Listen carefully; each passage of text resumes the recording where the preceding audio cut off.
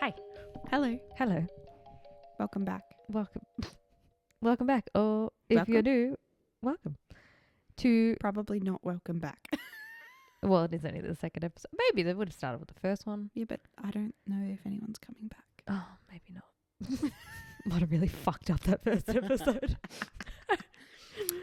Who are we talking about today? Well, first of all, we're disorganized detectives. Oh, yeah. Heavy on the disorganized.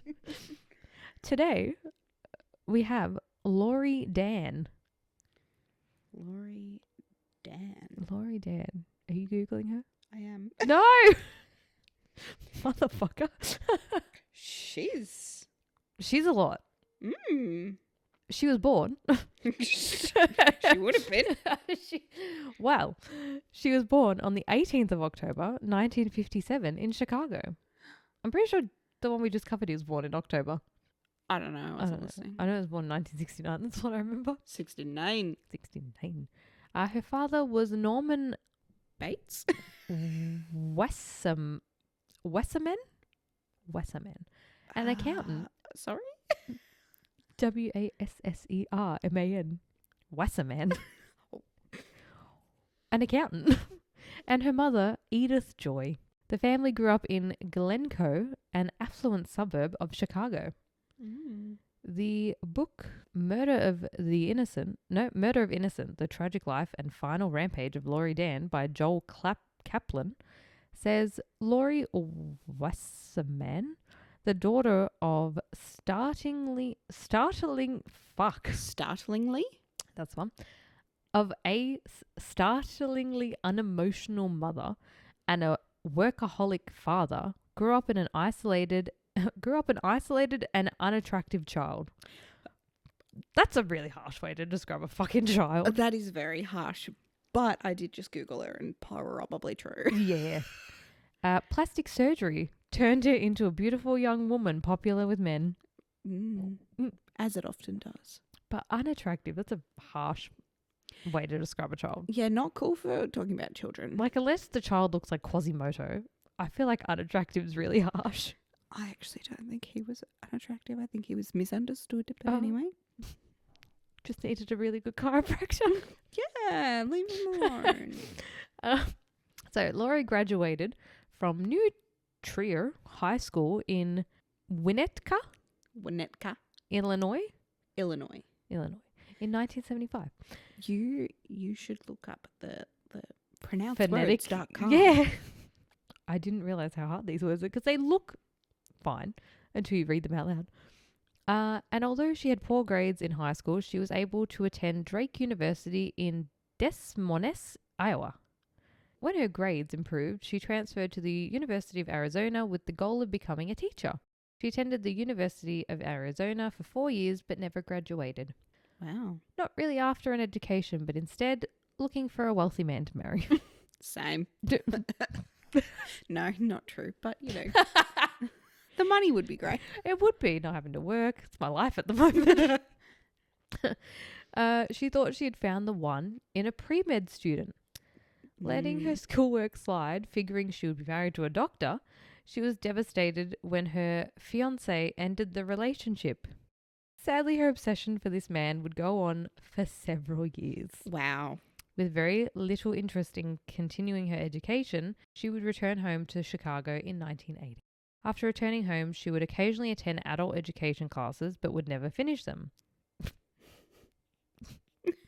There's nothing wrong with starting a hyperfixation and never finishing it. No, I have a doom box full of things I start and have never finished. Exhibit A, the 12,000 books surrounding us. The cricket machine in my cupboard. I'm about that time of the year where I'm going to start knitting again. Yes. Yeah. Yep. I got really into embroidery when I was pregnant. Oh, embroidery. I used to do like the spotlight ones when you were a kid. Yeah. Yeah. Yeah. All the time. And knitting. Never quite got the crocheting.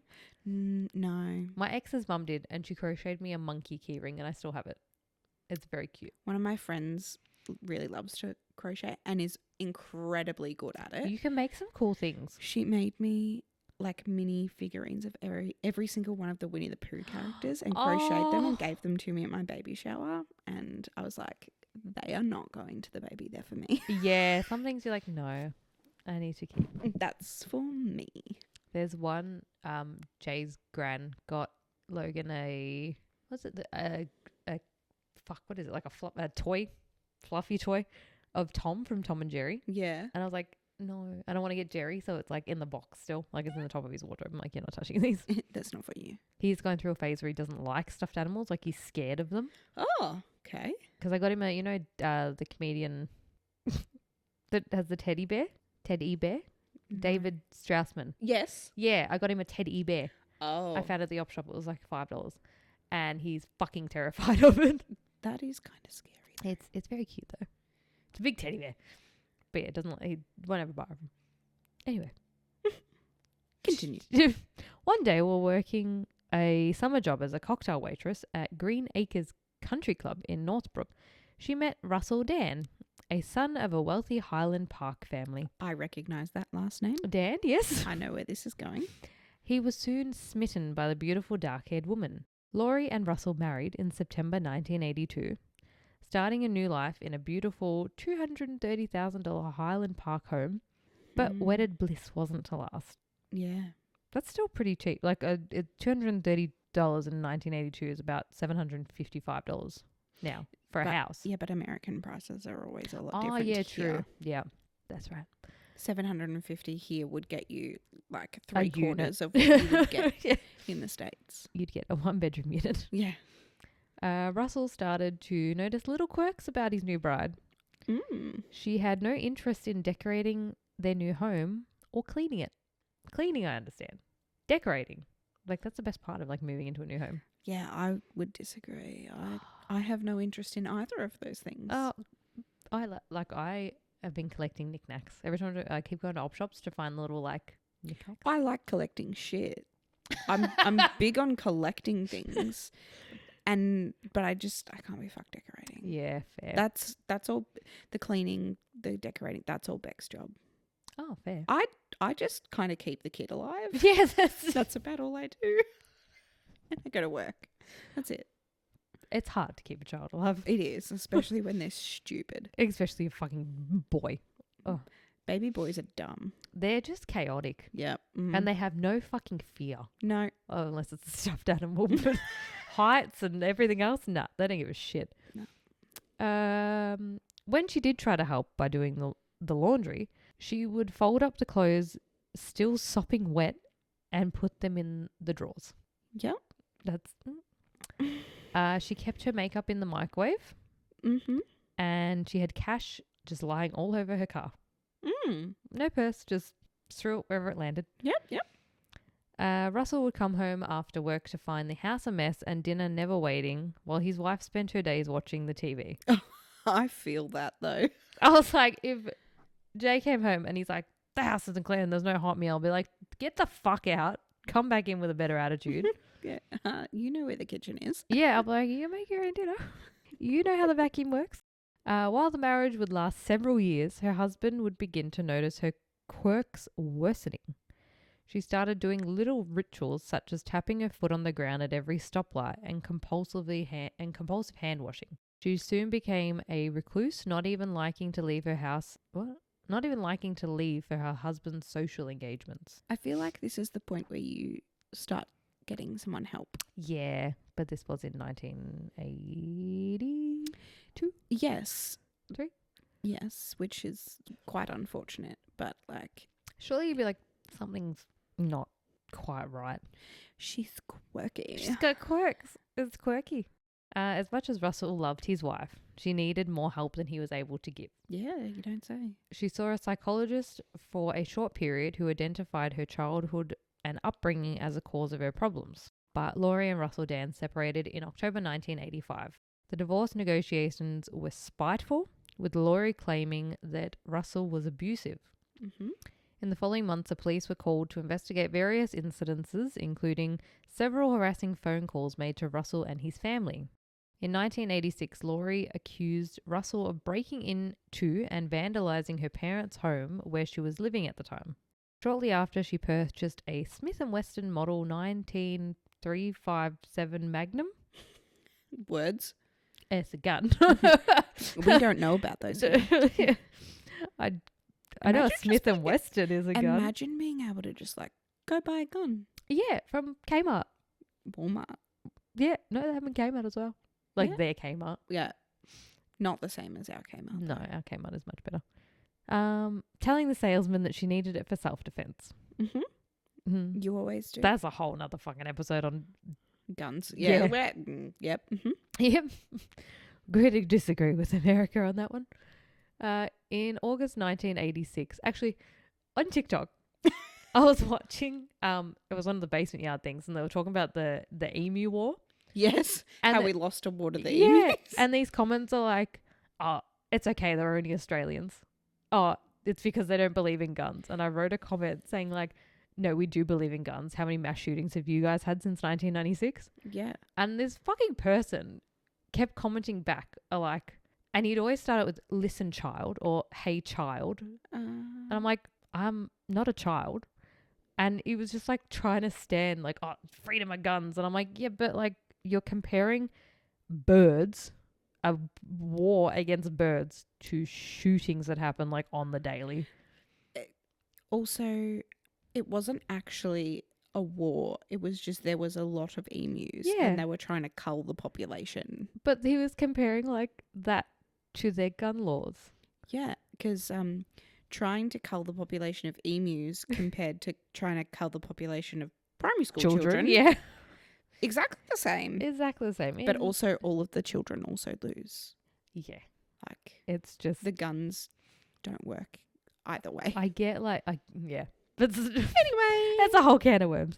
let's not piss people off right away. Just on the second episode, like, lost our We already American pissed off following all of the Texas. church people in the first one. So Yeah, fuck 'em. let's try keep our listener range. In August 1986, she contacted her ex-boyfriend, who was by then a resident at a hospital, and claimed to have his child. To have had his child, not like kidnapped his child. She said, I'm pregnant, I had your child. Several years later. Yeah, that's how it works. Yep. Where was she going to find a child? Yeah, of like, the kid would have to be like 4, 5, 6. Maths. When he refused to believe her, Laurie called the hospital where he worked and claimed that he had raped her in the emergency room. Oh, Laurie. Yeah.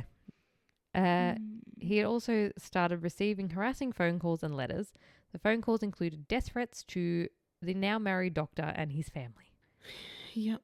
The harassment wouldn't end until his lawyer sent a letter to Laurie's parents asking that they control their daughter. That's going to fix everything. Yeah, for an adult woman to get a letter to their parents being like, control your daughter. Yep. In September 1986, someone stabbed Russell Dann while sleeping, missing his heart by an inch. Oof. Although a store clerk identified Laurie Dann as buying an ice pick a few days before the stabbing, she was not seen entering or leaving the apartment of her soon-to-be ex-husband. With nothing but circumstantial evidence, it came down to his word against hers. He failed a polygraph, and since she was well-versed at playing the victim... That's how I ended the sentence. He failed a polygraph, and she was well-versed in playing the victim. So therefore, they did not believe him, I'm guessing. Because we know that polygraphs are incredibly reliable. Did you know the McDonald triad has like been thrown out?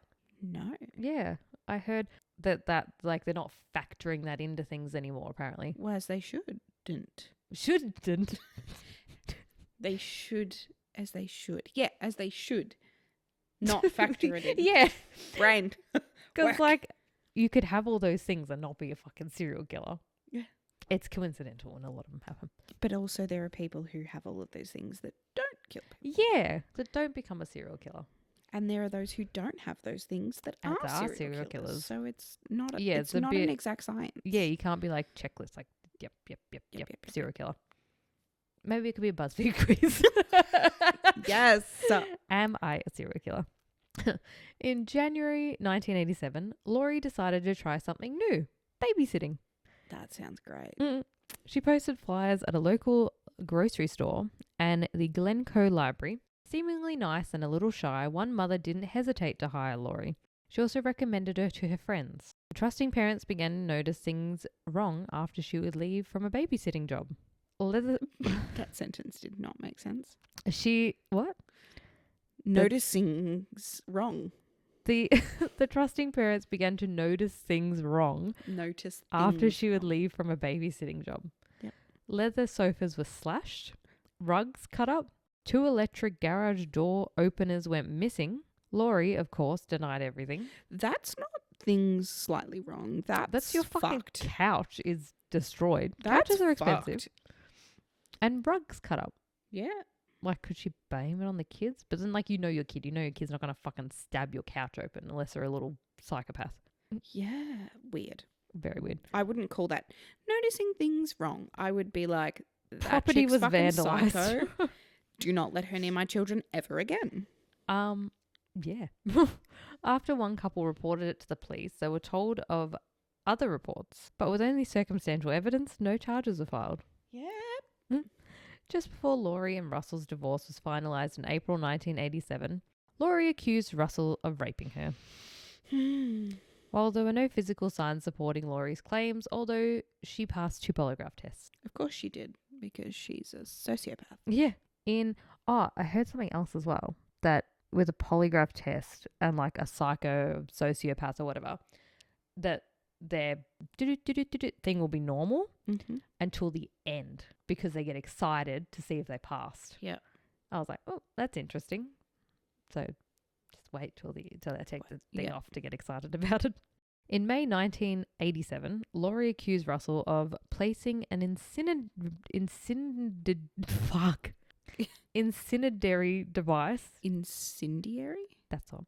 In her home. No charges were filed against Russell for either alleged events. Because she lied. Yeah. Laurie's parents... Allegedly. Laurie's parents believed her claims and supported and defended her throughout. By this time, Laurie was being treated by another psychiatrist for obsessive compulsive disorder and a chemical imbalance, and the psychiatrist told police that he did not think Laurie was suicidal or homicidal. In the summer of 1987, Laurie decided to have yet another new start. Her father subletted a dorm room on the northwestern campus, and then there were complaints of her leaving raw meat in sofa cushions, stuffing student boxes with garbage. That doesn't fit OCD in my brain, though. Yeah, and like the whole leaving wet clothes and putting her makeup in the microwave. But they did say she had a chemical imbalance as well. Yeah, that fits like, I don't know. It's just, it sounds really odd behavior. It's very weird. Like leaving raw meat. In couch cushions? In couch cushions. Like not just like on the couch. Like what's the reasoning behind that? Why are you putting raw meat in the couch cushions? It's very weird. The university and her father persuaded her to return home. She then returned back to babysitting. She continued to hack up furniture and stole hundreds of dollars worth of food. Her father, covering for her as he had been for years, would pay for any damages. The final unraveling of her sanity would begin in January 1988. She moved to Madison, Wisconsin to live near the campus of the University of Wisconsin. She was enrolled as a guest student and was welcome to monitor classes. She rarely left the dorm and became known as the elevator lady. She would ride up and down the elevator for all hours of the night, randomly pressing buttons. Again, get the woman some help. That'd be fucking annoying though. Yeah. Get in an elevator and you're like, oh, level 4. And this bitch is like 1, 2, 3, 4. And you're like, oh, fuck, I've got to stop at every fucking level now. But yeah, obviously something very, something's wrong. Yeah. Like, just get some woman some help. Yeah, especially after like the couch cushions. Everything. Everything. Yeah. She began to leave raw meat in the cushions of the TV room. She was regarded strangely by her peers for wearing gloves constantly and would never touch metal. She would appear naked in the hallways and turned her dorm room into a public health hazard with garbage and rotting food strewed everywhere. She needs help. Yeah, she needed help before she does whatever she ends up doing. Clearly the word. Escalated, that's the one. Mountain peak. Riding in the elevator. Going up and down. In March, she would be arrested for shoplifting. Released on a $200 bond, she was accepted into a first offenders program to avoid jail time. Later that month, one of the dorm rooms in her building was set ablaze. She was suspected, but there was no proof. In April, she began making more death threats to her ex-boyfriend. Arizona officials contacted the FBI. The FBI then contacted the Illinois authorities, and on May 13th, the FBI notified Madison police that she might own a gun. She did. Yeah. She owned 3 guns. Yep. Pistols that she obtained legally. See, this is why there's like laws around being able to get guns. Yeah. Because if you're mentally unstable, you should not have access to them. 3. Why do you need 3 guns? Why do you need a gun? Yeah, exactly. Like, I get... She's not a hunter. Not a hunter. She doesn't do it for sport. Yeah. She doesn't live on a farm. She doesn't need it to shoot her, sick cows or whatever. Yeah, or like a fox on the property or something. Like, I understand. That's the only... Like, I get hunting, but like, I associate hunting with like living on a farm. Yeah. And like, I feel like that's the only reason you need a gun. In my mind, yeah. Yeah. She obtained legally. Police tried to confiscate the weapons, but her father refused to hand them over, claiming his daughter needed them for protection from her ex-husband. No. And do you need... I don't know why I assume they're big guns. Like, you can get little guns. I don't know if they're little guns, but... They all still shoot bullets. Exactly. I get, like, women having a little gun, especially in this day and age. But I get 3 for self-defense. But also... If that's not, I don't know what I was going to say. May 14th, which marked the end of the semester, a fellow student found his clothes slashed and books destroyed. Laurie was suspected of doing it. Yeah, I would suspect her too. Yeah, after all this shit. Later that night, she was found by a resident advisor in the garbage room, asleep in a garbage pile, naked and in the fetal position. She was sweating profusely and covered with a garbage bag. Got a thing about rubbish. Yeah. She likes garbage. Yeah. And being naked. And yeah, naked and raw meat. If anyone knows the connections of those 3 things. Let us know. Maybe she thought she was Oscar the Grouch. Perhaps. The following day, when the FBI came to question her about the death threats, she was gone. With her condition deteriorating, Laurie and her family sought specialised help. Should have happened a long time ago. Yeah. She had already began taking clomipramine, a drug for OCD, and a new psychiatrist increased the dosage, adding lithium carbonate to reduce her mood swings and initiating behavioural therapy to work on her phobias and ritualistic behaviours. Laurie then purchased a .22 caliber Beretta 21A Bobcat. Let's just throw some more guns in there. Yep, at the end of December 1987. In March 1988, she stopped attending her appointments with the psychiatrist and behaviour therapist. Yep. Laurie appeared... Healthy? I'm better. Let's stop after... Like less than a year. Yeah, like less than 12 months. Laurie appeared at the home of one of her babysitting clients in Glencoe. She was told she wouldn't be needed as a babysitter because the family was moving to New York. Apparently, this family wasn't aware of her instability because when she asked if she could take their sons to a fair the next morning, they agreed. Wow. She stayed up late that night preparing for her big day. She made Rice Krispie treat snacks and prepared packaged juice drinks, apparently injecting them with arsenic. From a syringe. From a syringe that was later found in her room with traces of the poison. In the early mornings of May 20th, she personally delivered snacks and juice samples to acquaintances and families for whom she'd babysat, some of whom she had not seen in years. Other snacks were delivered to Alpha Chi Omega, Psi, and Kappa Sigma fraternity houses, and Lever One Hall at Northwestern University in Evanston.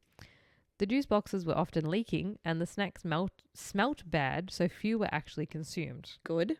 In addition, the arsenic was so highly diluted that no one became seriously ill. The sentiment was there, Laurie, but you fucked up the delivery. Laurie arrived at the Rush family home at around 9 a.m. to pick up the children. Instead of taking the children on the promised outing, she took them to the Ravinia Elementary School in Highland Park, Illinois, where she firmly believed that both of her former sister-in-law's 2 sons were enrolled. She left the 2 children in the car while she entered the school and tried to detonate a firebomb in one of the school's hallways. Where did she get a firebomb? Who fucking knows? Wow. Like, it was the 80s too. Like, they couldn't just YouTube how to make a firebomb.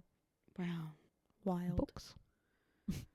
I mean, books exist on everything, but also where would you, like, just rock up to the local library and be like, I want a book on bombs, please? How do I make a firebomb? Laurie left and the fire she set was subsequently discovered by a student and quickly extinguished by a teacher. How, like, would you just, I don't know.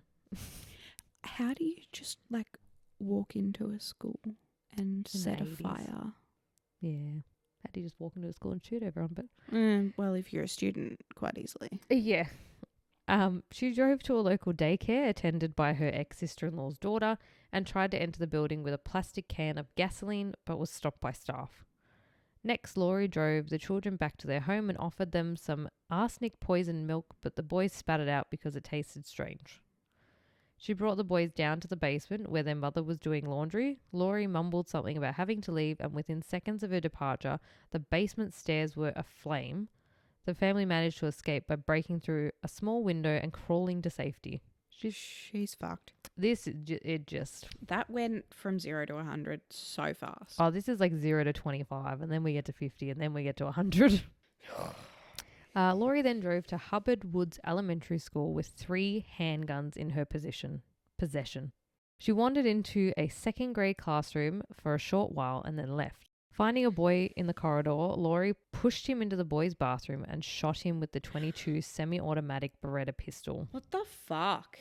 Yep. Oh. Her Smith & Wesson .357 Magnum revolver jammed when she tried to fire it at another 2 boys, and she threw it into the trash can along with its spare ammunition. The boys ran out of the bathroom and raised the alarm that there was an armed shooter in the school. Laurie then re-entered the 2nd grade classroom where students were working in groups on a bicycle safety test. One witness said a woman confronted a room full of 8-year-old kids and said, "Kids, I'm going to teach you something about guns. Line up against the wall." Fuck me. The teacher refused and attempted to disarm her, managing to unload the Beretta in the struggle. Laurie drew a .32 Smith & Wesson from the waistband of her shorts and aimed it at several groups of students. She shot 5 students. Oh my God. Killing 8-year-old Nick Corwin and wounding 2 girls and 2 boys before fleeing in her car. Parents rushed to the school and gathered outside, many of them weeping as they waited for word of their children's safety. School officials said that they will keep the remaining children in school until the end of the day. Okay. Let's just all stay at school. What? Like, there's just 5 kids being shot. 1 dead. 6 kids, the one in the bathroom. One kid fucking dead. And a whole class that have just watched it happen. Yeah. Let's just stay in school till the end of the day. Yeah, you'll be right. Yeah. Don't worry about PTSD. The 80s. Yeah. The good old 80s. The 80s of it all. Laurie was prevented from leaving the area by car because the roads were closed for a funeral procession. Mm-hmm. She decided to drive her car backwards down the nearby street, but the road dead-ended into a private drive. Mm-hmm. Abandoning her car, she removed her blood-stained shorts and tied a blue garbage bag around her waist. With her 2 remaining guns, she made her way through the woods and came upon the house of the Andrews family. 20-year-old Philip Andrew was on his first day of summer break that looked especially promising for him. He arrived home the previous evening in the Tony, Chicago suburb of Winnetka, from his junior year at the University of Illinois. Philip had been training all year with the college swim team and felt, he recalls, in the best shape of my life, more than ready for the competitive swim meets scheduled for the summer. Even more exciting for him were the 2 internships that he had lined up, one in the U.S. Rep. John Porter's office, the other working for the Lake County State's Attorney. By all appearances, he was laying the groundwork for a future involved in public service. Philip was sitting in the kitchen of his family's comfortable home talking to his mother, Ruth Ann, when an unwelcome visitor arrived at the back door. At first, Philip and his mother were sympathetic towards Laurie, who told them she had been sexually assaulted and was afraid she would be in trouble with the police because she shot her attacker. Lady, come on. Ruth gave Laurie a pair of her daughter's pants to wear. While she was putting them on, Philip Andrew was able to pick up and pocket the Beretta. He suggested that she call her family. Laurie agreed and called her mother, telling her that she had done something terrible and that the police were involved. Philip took the phone and explained Laurie's story about the rape and shooting, suggesting that Mrs. Wasserman come and get her. She said that she could not come at the moment because she did not have a car. Mr. Andrew arrived home and they continued to argue with Laurie, insisting that she give up the second gun. Laurie called her mother again, and this time Mr. Andrew spoke with Mrs. Wasserman, asking her to persuade Laurie to give up the gun. While Laurie spoke with her mother, Mrs. Andrews left the home and alerted the police. Yeah, smart. Yeah, I'd be getting the fuck out of there too. Mr. Andrew lolled. Fuck. Lol. He ruffled. Mr. Andrew told Laurie that he would not remain in the house if she did not put down the gun, and also left the house. Laurie ordered Philip to stay. At a moment when she seemed to let her guard down, Philip grabbed one of her guns, a .22 caliber semi-automatic Beretta, and removed the magazine. But when Laurie heard police outside, she told Philip she wanted him to stay with her. Then, without warning, she shot him point blank in the right side of his chest. The bullet punctured both of his lungs, severed his esophagus, and ripped through his stomach and pancreas before lodging in the left side of his back. Jesus. His lungs began to deflate. Philip dived into a pantry to reload the Beretta and then held it aloft to cover himself as he ran from the house. He managed to escape out the back door before collapsing and being rescued by the police and ambulance. With the house surrounded, Laurie went upstairs to a bedroom. The Wassermans and Russell Dan were brought to the house. At about 7 p.m., an assault team entered the house while Mr. Wasserman attempted to get Laurie's attention with a bullhorn. The police found her body in the bedroom. She had shot herself in the mouth. Brutal. Yeah. And this is all in like one day. One day. It's fucking crazy. It's trying to poison everyone she knows. Yeah. Sets a firebomb off at a kinder, goes to the primary school, shoots 6 kids, kills one of them, and then goes to this house and just random house. Yeah, just a random house. All but one of the victims wounded by Laurie recovered from the injuries. It was a rainy day for Nick Corwin's funeral. About 1,500 people showed up to pay their respects to a child taken too soon. The community felt violated and scared that this happened to them. Linda Corwin wrote of her 8-year-old son's humor and sensitivity, his maturity and imagination, his talent at arts and athletics, and she remembered him on the playing field as a very tough competitor. A gifted athlete, a gifted artist, a gifted student, a child full of love and humor, a child who made his parents weep with joy at his talents and attractiveness. He loved people, he loved organizing games, he played basketball, hockey, baseball, soccer. He drew pictures that showed a keen eye for detail and a vivid imagination, a sweet and loving child who had concern for others. Parents and members of the community subsequently devoted many years to gun control policy. That worked out well. Yeah. Philip Andrew gave interviews about gun control from his hospital bed and later became active in local and state gun control organizations as the executive director of the Illinois Council Against Handgun Violence. He subsequently became a lawyer and then an FBI agent. Look at him go. Look at him. Gets shot and then... Yeah, shot by a crazy lady that just like turned up at his house. Into his, like, they were literally just like in their house and she showed up. And like all 3 of them could have died just in a plastic bag around her waist. Yeah. Like, I've been sexually assaulted. I've been sexually assaulted, not just shot up a primary school. Yep. Like, that's disgusting. Obviously there was something very wrong. Not like yeah. Someone should have got her help a long time ago. But she didn't stay in it. Like, she obviously didn't want the help. Yeah, but like... That's when like she needs to be given the help regardless of if she wants it or not, because she was clearly escalating. Yeah, like clearly something's wrong if you're putting meat in cushions. And even just all of the allegations with the exes and the threats of killing people and stuff. Like, you're not stable. No, and you should be, I don't know, involuntary. What is it? like an involuntary hold. Yeah. But even something that's that. like 72 hours, isn't it? Yes, it is. But like 72 hours is better than no hours. Yeah.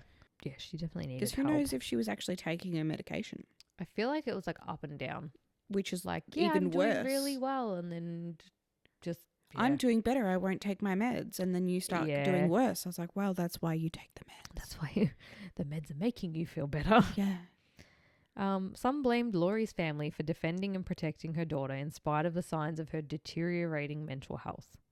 Investigators were hampered by the Wesserman's refusal to be interviewed by police or provide access to Laurie's psychiatric records. The records were eventually obtained by a court order. On the night of Laurie's death, the Wassermans allowed only a brief search of her bedroom, after which they cleaned it and removed potential evidence. Clever. Yeah. Oh, my daughter just committed a crime. Let me clean her room. 2 newspaper clippings were found amongst Laurie's possessions after her death. One described a man who randomly killed 2 people in a public building. The other described a depressed young man who had attempted to commit suicide in the same way that Laurie did. He survived and discovered that his brain injury had cured him of his obsessive-compulsive disorder. Okay. Maybe but even like if you read that, wouldn't you just shoot yourself? Yeah. Rather than go killing a bunch kill of people. a bunch of people. Or trying to kill a bunch of people. Yeah. Like, I don't... 30 years after the incident, Herbert Tim, the police chief in Winnetka at the time, said about the day, "It was a shock. That's mainly what it was. It's heartbreaking. That's why you can't forget this. You can't shove it under the rug because it will pop up someplace else. I remember that day looking down at her and thinking she was the damn devil. I said, this is it. With all you've caused, this is it. You coward. You killed yourself instead of facing the music. I was very, very angry." And then usually when I research, I go on Reddit as well, just for some opinions. There was a post by user HotDug1 yeah. titled, "I was a kid when a school shooting happened in the neighboring town in 1988. It was a different time. Things were handled much differently." It says, in 1988, Laurie Dann entered a school in the Chicago suburb of Winnetka and shot a number of students while looking for some kids she previously babysat for. It's a crazy story. It ended with her suicide. You can read about it here. And then he linked the article. What's crazy is how this was handled by my school in Glenview, just 5 miles from the shooting site. This was 11 years before Columbine, and obviously there was no protocol in place. I was 9 years old in the 4th grade doing work in class when the teacher came in looking more intrigued than scared and just told us, "Oh, I hear there was a woman who shot some people at a school over in Winnetka. I'm going to see if I can find out anything more." Yeah. Casual. Very casual for a bunch of 9-year-olds. Yeah. As kids, it made us more intrigued than anything. We had no real sense of danger to ourselves because of how the teacher was acting. I even drew a picture of a woman wearing sunglasses holding a machine gun, and the other kids found it funny. Our teacher brought out a radio and put it on the news station for us to listen to while we did our work. Wild. Every 5 minutes or so, there was a bulletin that repeated over and over, "There has been a shooting at an elementary school in Winnetka. The female suspect is still at large," or something like that. It was time for recess and we were allowed to go outside. Fuck me. Imagine that. 5 miles away. 5 miles away. Not very far. School Some shooting. ladies wandering around shooting kids with a gun. And yeah, just go outside. Lunchtime. Fuck off. Get outside. Go play. No hat, no play. Yeah. But you can go out there with a Active shooter on the armed loose. active shooter at large. Bye-bye. Our teacher literally told us not to tell the other kids from the other classes so they wouldn't be freaked out. Of course, the first thing I did was run up to my friend in another class and say, "Okay, this is a secret, but there's a lady out there shooting at kids in the school." My friend was like, "Huh?"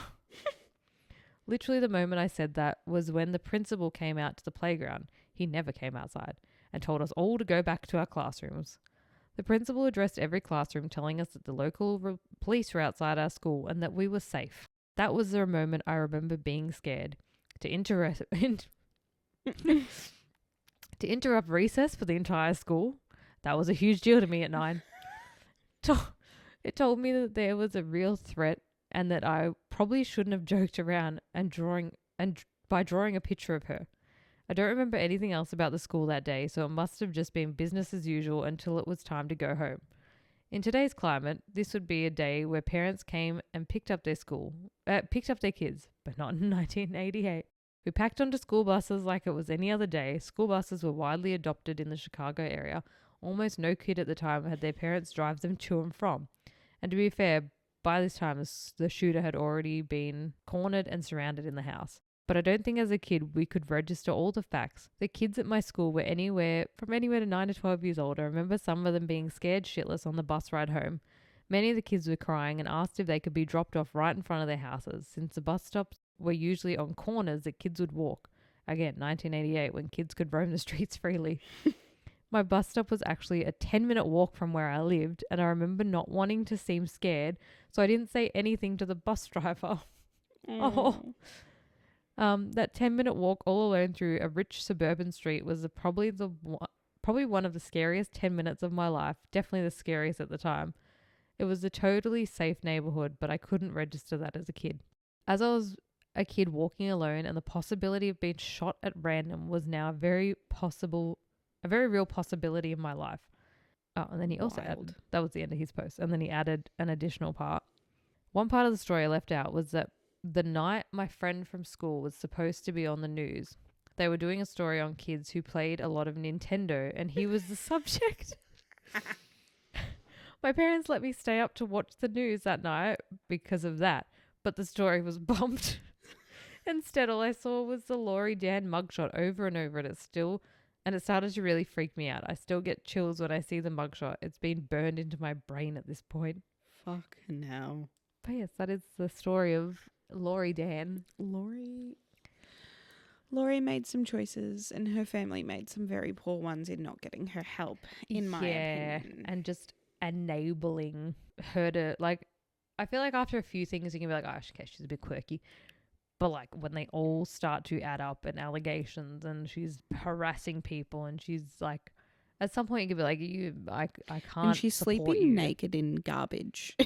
Yeah, I feel like that should have been I mean, there's many steps before that, but like, would the uni not step in? Yeah, or someone, but we don't know what it was like in the 80s. Well, true. But come on. Yeah, surely someone should have fucking stepped in, and like her parents should have been that person going, no, you need to go to your psychiatrist. You need to take your medication. But like, yeah, I don't know, as a parent, you probably want to believe.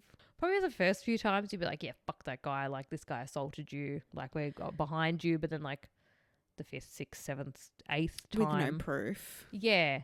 Just allegations. He's saying he's not. He's getting lawyers to be like, also the police have been involved in her life heavily. Yeah. And they're always just like, oh, but we don't have enough evidence. Like, we're pretty sure it was her, but she is suspected by everyone, but we don't have any evidence, so she's good to go. Yeah, she'll be right. Yep. Clearly she was not.